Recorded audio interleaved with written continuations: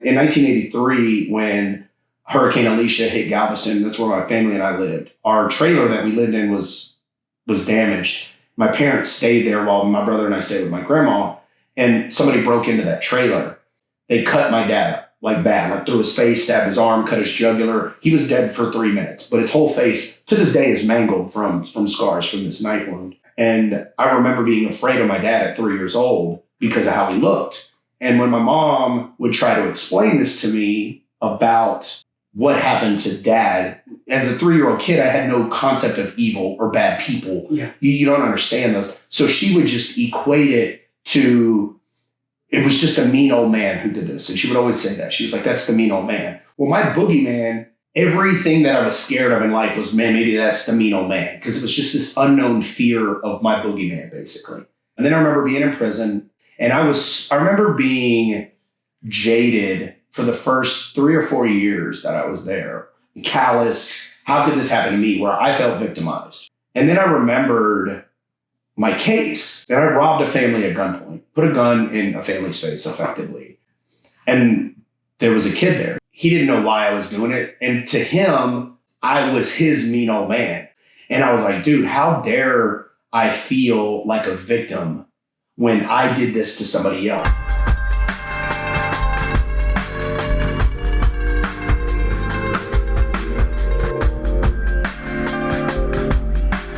Today I get to talk to Jesse Peyton, a very successful comic here in Houston, Texas, but his success is even more meaningful if you know what he's overcome. We reflect on his days in prison until today, selling out shows at the Houston IMPROV and touring the nation as a comic. But before the video gets started, just like everybody else on YouTube, I'd really appreciate it if you click the subscribe button. It lets me know you appreciate what I'm doing. It's free, no spam emails. Thanks. We were locked up, what? It's been 15 years? Yeah, about 15 years. And I remember you being pretty hilarious, but I obviously wouldn't have imagined what that humor would lead to into the future. I just remember not only were you funny as hell, but you were also really smart. Yeah. I think you used to like help guys with their math. I did, yeah. Stuff like that's funny, yeah. I can't believe you remember that. That's hilarious. Yeah, no, I was one of the, like math, you know, I did like math with liberal arts. I completely sucked at math, and I was like, if I ever do math, I got to get your help. Yeah, that's fun. But one of the things I've been doing lately is these podcasts with people who've been incarcerated before to focus on success stories. And by success, I don't necessarily mean big money or anything like that, but it's, you know, higher education or successful business, or I don't know if you remember Toki Lee, just being a family man. You know, he's not wealthy or highly educated, but he's just doing his thing, raising a family. So you have a really unique one. Out of all the other people that I've talked to, you have a really unique story in what you're doing with your life right now. My story's been anomalous from both sides of the spectrum. From obviously when I was in prison, my story was very anomalous. When I got home, it was very anomalous. To this day, even amongst my peers that have gotten out, it's been real anomalous. I was 17 when I caught my case, 18 when I went to prison. I got a 16-year sentence. I served just over 8 years. I went to Katy High School, did really well in school, went to college when I was in prison. Then when I got out, having made my first parole, I was only 27 yeyears old with 8.5 years under my belt incarcerated. So because I wasn't, and I try to explain this to people, because I wasn't a grown man with a family entrenched in a lifestyle as an adult when I went to prison, I had no predisposition about life as an adult when I got out. So I still felt like a 17-year-old kid when I got out. Because I've always been under some concrete authority, whether it was my family when at home, because I lived straight from my mom's house in that bedroom to prison in a cell or a dorm. Then I got out back with my mom. I still felt like a child again, but society holds me to a standard of a 27, 28-year-old. I had half of a degree. So my first thing was complete the degree. That was my mom's, you know, demand, if you will. If you know Mickey Peyton, she's big on demands. I only know her through your jokes. Yeah. She doesn't come to my shows anymore because of those jokes. But super close. She lives a mile from me. So I bought this house because she lived so close. So I graduated college in like 6 or 8 months, I think, when I got out. I had 30 transferable hours from the University of Houston Clear Lake from prison, got out, went to the University of Houston downtown, graduated summa cum laude. Obviously, it's easy to make straight A's when you're in prison. You know, you get to study for 15 hours a day. Yeah. And so I graduated summa cum laude when I got out. I just got a behavioral science degree because that was the most transferable and easiest thing. And I've always had an entrepreneurial spirit. So I always knew I was going to work for myself. So I didn't need a degree with like pragmatic application to a field. I just wanted a piece of paper. Obviously, I had accomplished 75% of it, so I finished. Finished when I got out, started a small company with a guy. It did pretty well, you know, and then started doing comedy, stand-up comedy as a hobby while I had another career. And by any measure, it's been, you know, successful by any account. And then comedy started to flourish over the years. And about, 5 or 6 years ago, I started doing it full time. And now that's exclusively all I do. There's not a lot of people that have the same story.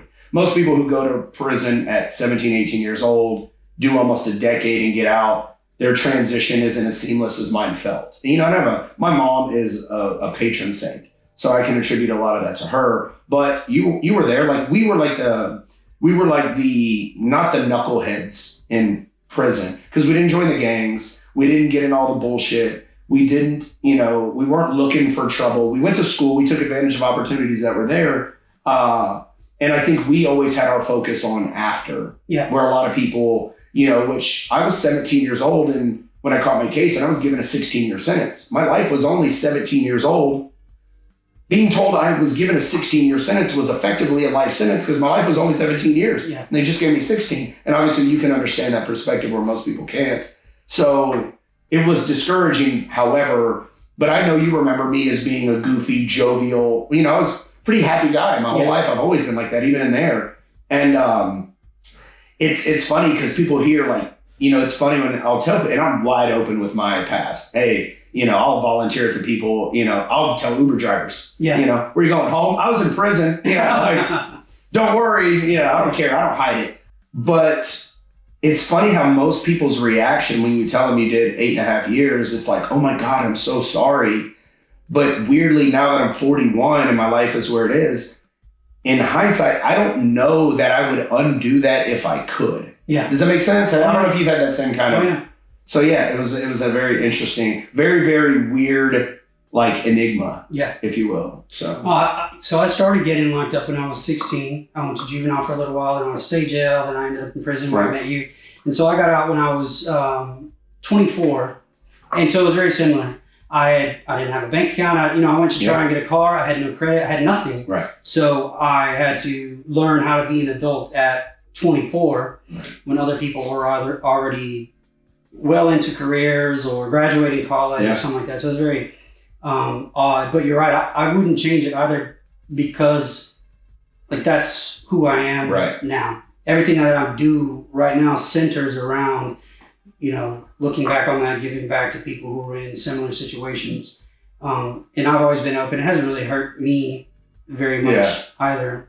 For me, the same. I don't think it's hurt me. I lost an apartment one time that I got turned down for, but I ended up getting a better townhome from, I think I told you that story. Yeah. And I wrote a letter to a guy who owned a townhome and I was like, hey, I did time. And he was a Christian guy. And, I'm not a very, very spiritual guy, but he was. And he was like, hey, I appreciate your story. I've already taken an application for somebody else I was going to give the place to. But due to your story and the letter that you wrote, I'm going to let you have it. I stayed in that townhome renting for 7.5 years. And because that guy was, he took a chance.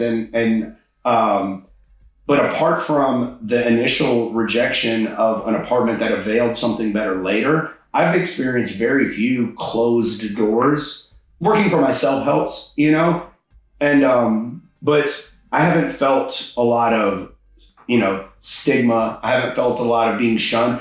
And I told you before this interview, I was like, just in our casual conversations, most people that I've talked to about it kind of edify you for it. Like, man, you've come from there. Look where you're at now. Yeah. You've graduated college. You've, built a career. You've, turned in my situation is it gets a lot of attention because I don't drink alcohol. I was 18 in 1998 when I went to prison.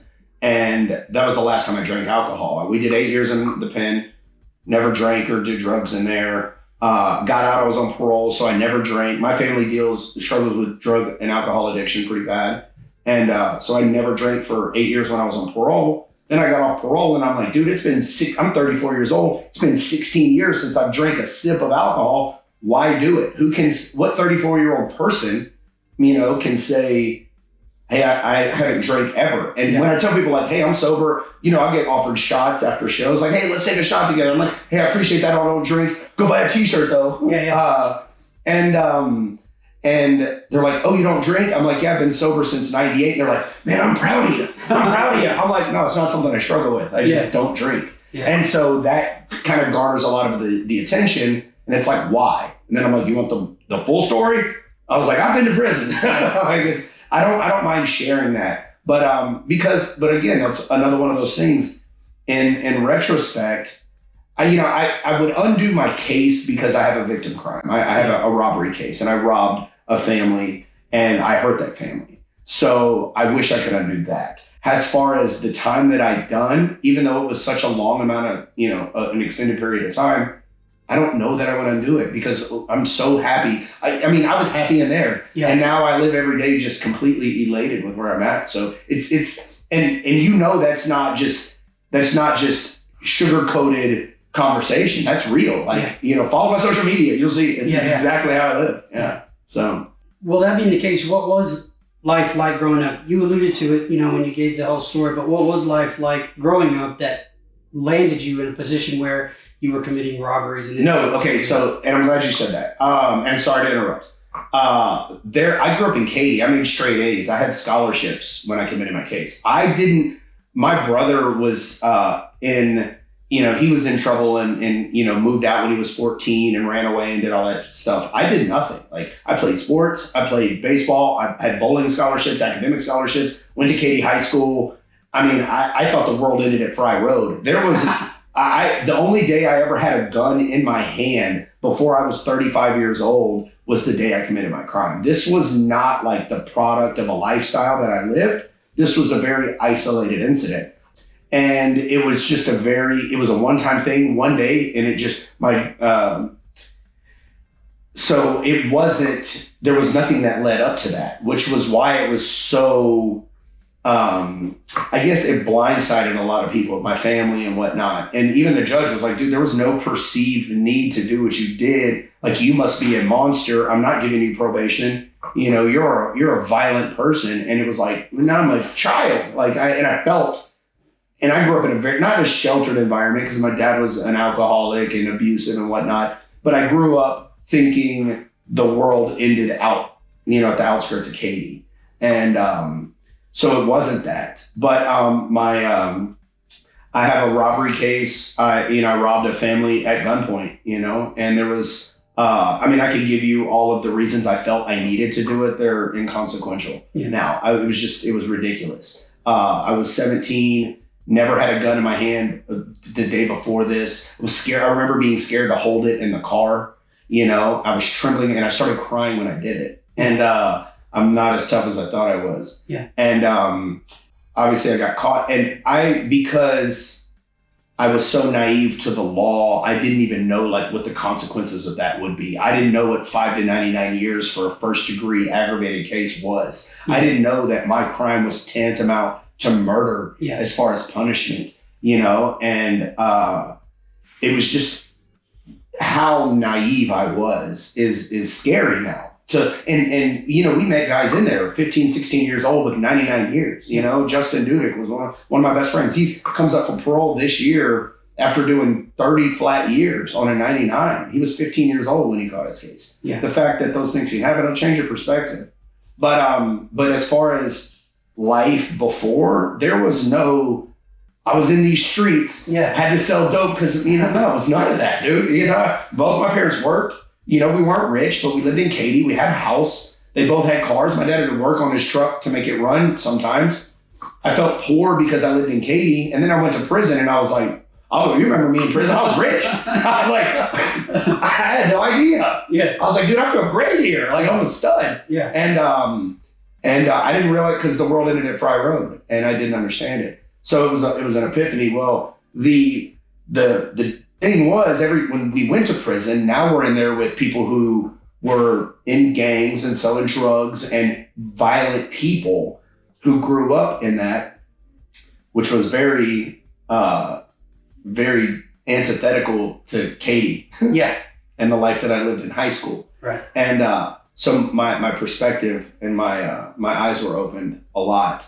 And when I got my time, I would tell people in there, like they gave me 16 years, my first time ever. Can you believe what they did to me? Can you believe what they did to me? And I remember being jaded for the first 3 or 4 years that I was there.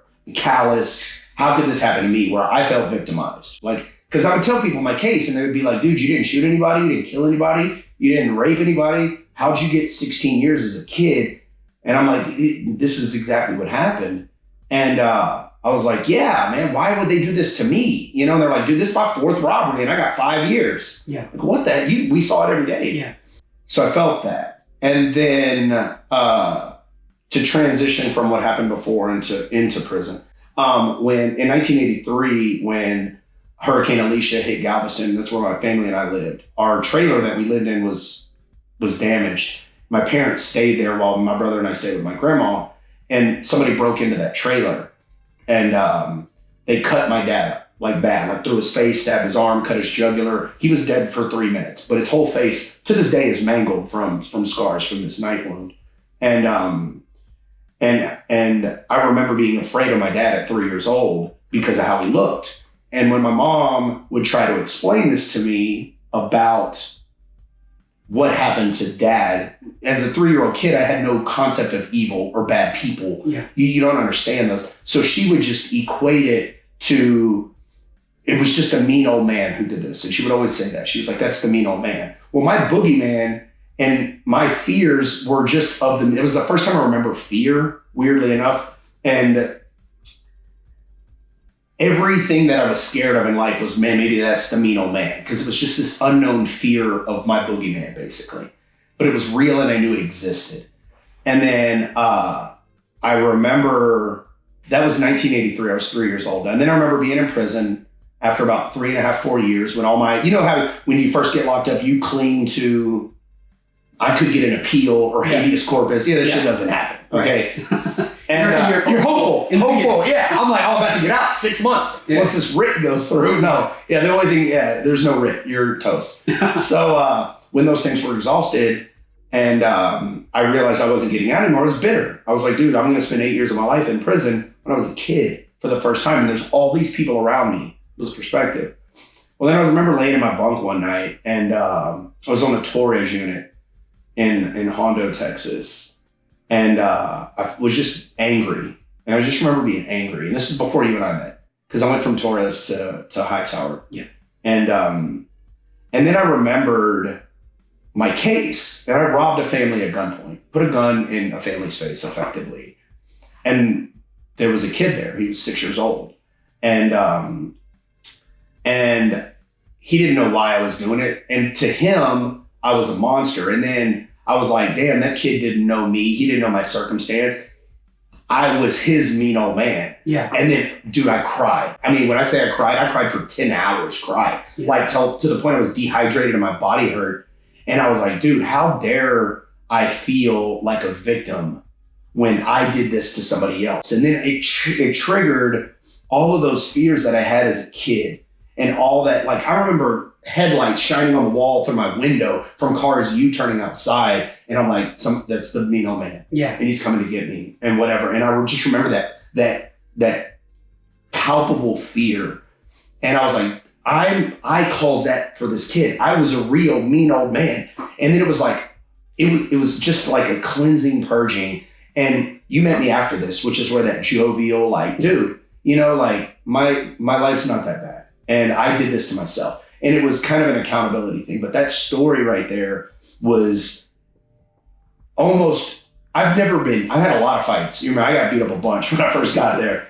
And there wasn't a punch I've ever taken in my life that hit me that hard.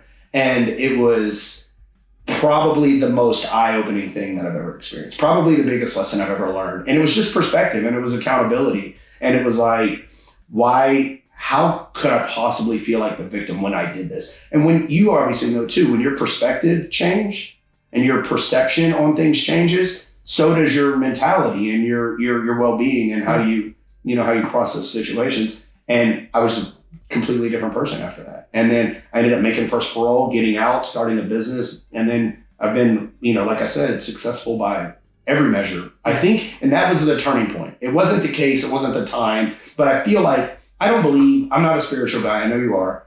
And I don't feel like everything happens for a reason or predestiny or karma. I don't believe in any of those things. I don't believe in everything happens for a reason. But I feel like that epiphany I had happened because of everything else around it. And I think that was worth it, if that makes sense. Yeah. In a weird way.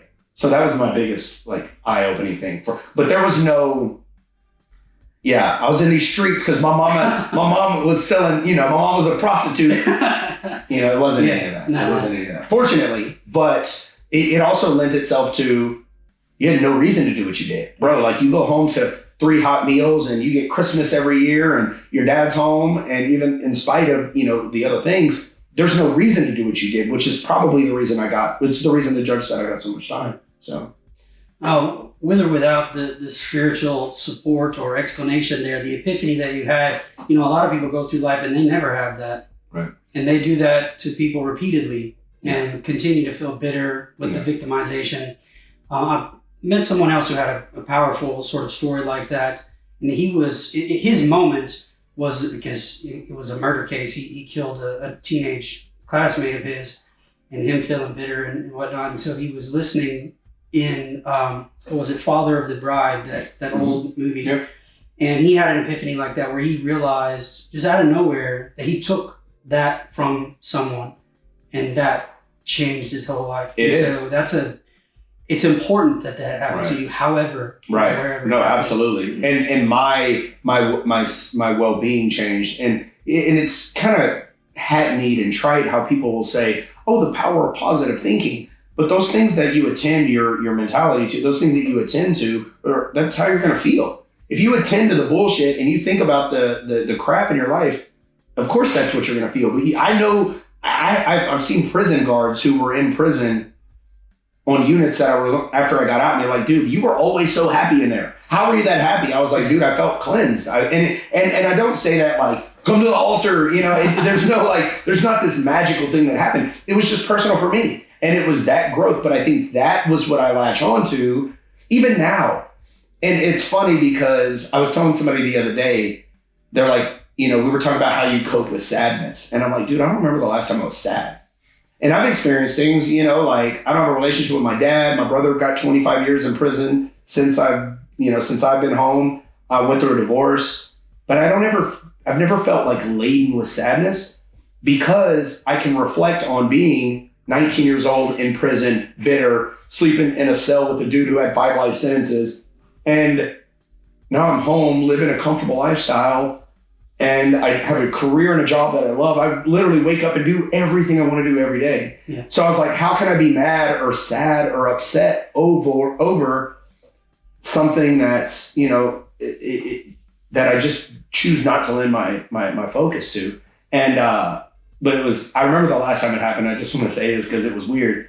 I was on a comedy contest on Sway in the Morning Show. Yeah. And it was a huge opportunity for me. There were 1,100 contestants. I made top 6. They fly me out to New York. I go on Carolyn's on Broadway, perform on XM Radio in front of 5 million listeners. It's this huge opportunity. And if you win it, you get to headline everywhere in the country. And all I got to do is beat 6 people. And it was a predominantly, it was a black show. And I was the only white finalist. And I did really, really well. And I got 3rd. And the girl who won, Ronnie Chanel, shout out Ronnie, is unbelievable. She deserved to win by a lot. She was phenomenal. But I remember I left there immediately after because that was 9 a.m. in New York on a Friday morning. Friday night, I had a show in Houston that night. So I had to catch a flight immediately. Yeah. And I remember flying home after losing, feeling like this contest was lightning in a bottle, like it's a once in a lifetime opportunity. And now the ship sailed, nothing availed from it. And I was like, this sucks. Yeah. And it was the first time I remember dude, I haven't felt bummed out. But then I was like, how fortunate are you that you can't remember the last time you were sad? Yeah. And it was all about that, what you focus your attention on. And I learned that from prison and being in that environment. So if you have that every day to latch onto and you have that tool, it's so cleansing. I don't know. Yeah, one of the things that I really try to promote is education in the prison, quality education. Right. Because when I was in there, if you remember me, I was a big nerd. I was always sitting on the floor reading my books. You read a lot of books. Yeah, and it was really through that I had that perspective shift.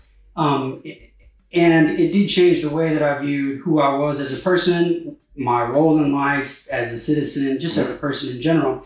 And so I just want to try and help people get that. But it has to do with a particular kind of education. It's not just offering welding classes. Right. It's classes that actually trigger things in the mind to make you think about yourself and the world.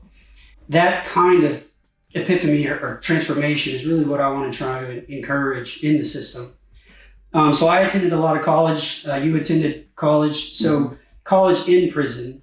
What was that like? Because you went straight from high school to the penitentiary. I did. So I went from 12 years of high school to going to prison. I was fortunate that I was 18 because we qualified for the youthful offender grant. Yeah. And I don't know if that's still a thing or not. No, it's not.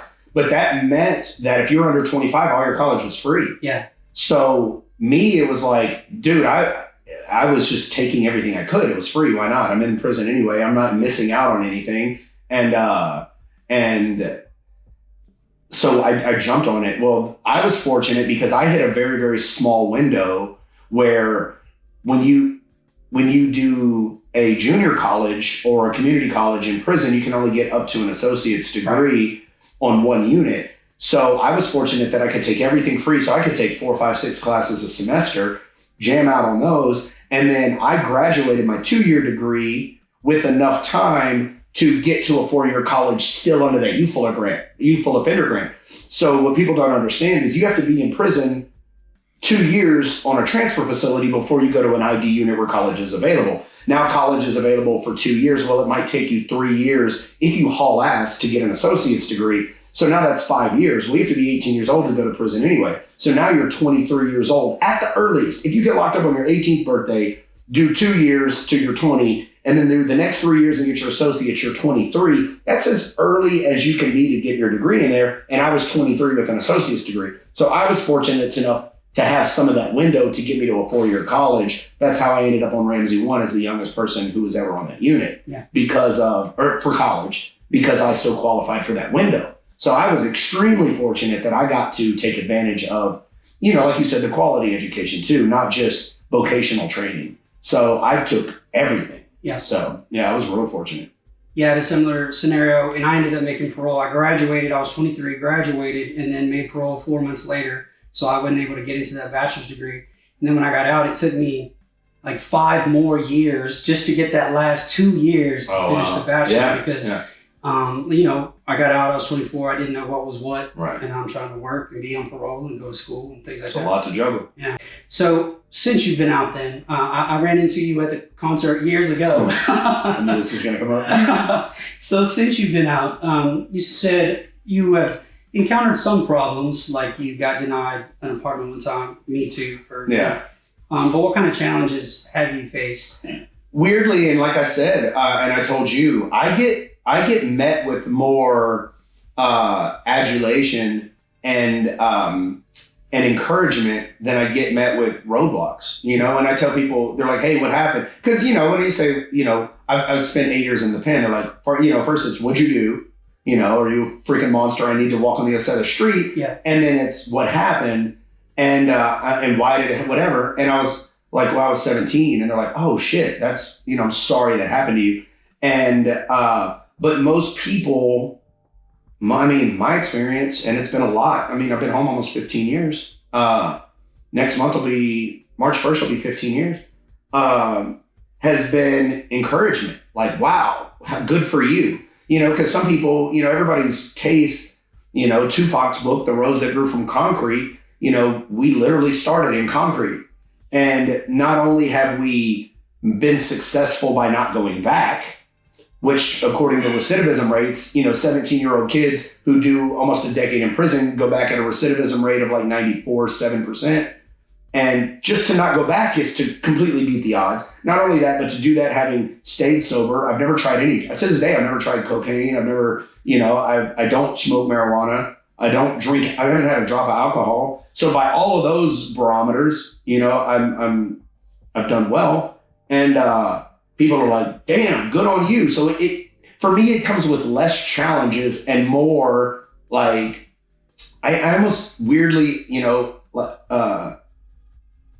like paradoxically feel like doors open up for that. Even the guy who gave me a chance on the townhome, I wrote him a letter and I'm like, listen, dude, I've got 7.5 years to do on parole. This is the first place. I'm the guy who's going to turn the lights off, even though it's all bills paid. I'm the guy who's going to, you know, make sure everything stays clean, and I'm not going to tear your shit up because I can't go to an apartment anywhere else. I'm going to take care of this. And he saw that. And I stayed there 7.5 years, and it was an awesome place. So I think that perspective, that realist, you know, it's easy to stamp a constitution and something for my apartment complex won't have felons, you won't do this and this. It's easy to just blanketly throw that out there. But on an individual basis, you're dealing with people. Yeah. And I think people who have that mentality and have that understanding, they're pretty open-minded. So like I said, 98% of the feedback I've got has been encouragement and edification, and very little, oh, well, forget you. You're a piece of shit. I went on Ken Webster, shout out Ken Webster, his radio show. And dude, you know me, I'm not a real political guy. Up until last year, I didn't know what left and right side was, literally. Because it didn't involve me. I didn't care. I can't vote. I can't have a firearm. You know, like I didn't have a house. So none of this shit involved me. I didn't pay taxes. Shit, edit that out. So none of it involved me. So I didn't know. Well, I was just a funny comedian. So Ken Webster brought me on his show and he was like, yo, welcome to the Ken Webster Conservative Talk Radio Show. And I'm like, what the fuck is that? And he was like, Jesse, you know the police chief? And I think it was Acevedo. I don't even know who it was. Yeah. He was like, how do you feel about him? I don't even know who the fucking police chief is. And I'm like, I think he's cool. He's like, well, I hate him, and here's why. And he's like, blah, blah, blah, blah, blah, we need reform. And I'm like, all right, cool. And then he's like, and this criminal, and Ken Webster's on the show, and he's like, this criminal, you know, and Ken Webster's one of my best friends, and I love the dude. I do benefits shows for him anytime he asks. And, but I didn't even know what conservative meant. And so it was an environment like this, cameras and stuff. And I just remember like, he's like, he had this like undertone of, that all criminals were bad, basically, which I know is kind of a conservative perspective. And then after the show, I was like, bro, you know I've been to prison, right? He's like, what? Hey, Jesse, you? And I was like, yeah, I spent 8 years. He's like, oh my God. And he's like, why didn't you say that? I was like, you fucking scared me. I didn't know what to say. And he was like, dude, you should have said that. That's awesome. I want to bring you back. I want that perspective. This is what we need. And he, and like I said, he and I, we laugh about it to this day. But I was just real naive about all of those things. I mean, I was a kid when I went in and a kid when I got out. Now I'm, 30 years old. I got 2 years in society at the time. And so, yeah, it was a very, very enigmatic situation. And it would be awesome to say, yeah, like, I get kicked out of stores because of my tattoos. Like I could have had anything. Yeah. It's been overwhelmingly met with positive feedback, weirdly enough, and I mean, I don't go into it. I don't I don't go into my crime a lot and what happened, as a kid, I fucked up and I did, and I owned it and I paid my time. And and I've had some people I've had a girl that I asked out one time who sent me my rap sheet via text, like before we went out. And she had experienced some trauma or something with like an ex. And she was like, what is this? Aggravated robbery, blah, blah, blah. I was like, yeah, if you're going to go off of that and not meet me, then it doesn't matter. Like, then I don't even want to deal with that. Yeah. But a lot of it is met with just, we're judged daily by the worst thing we've ever done. Every day. And that's the defining characteristic. So people don't understand that either. I'm not a bad dude. I fucked up as a kid, and granted to the victims of my case, yeah, I'm overwhelmingly sorry. And, we're told you can't reach out, you can't say or do anything. Yeah, but that doesn't define who we are, especially with the things we've experienced after that, which, like you said, the epiphany, the college education that was available, the reintegration, all of these things. And props to you for what you're doing, dude. I'm so proud of you. I mean, and all the things you've accomplished. I see your stuff every day. And, you know, I normally I don't like it. I just scroll past it because I like to feel like the smartest person I know. So I just like, but I always tell people, like, my situation, the guys who've been where I've been normally don't accomplish, you know, a lot when they get out. And the guys who've accomplished the things, you have a PhD now, and how many people have been to prison and had a PhD? I'm sure that Venn diagram is extremely small. Yeah. You know, it's not big. Yeah. And there's a lot of people who have a PhD, and there's a lot of people who've been to prison, but that segment of people who've done both, and, you know, my Venn diagram's a little bigger, prison, and then, you know, going to college and doing well. But, you know, props to you, dude. And I love the light that you're shining on this, you know, so the people, we're not continually stigmatized for it. Yeah.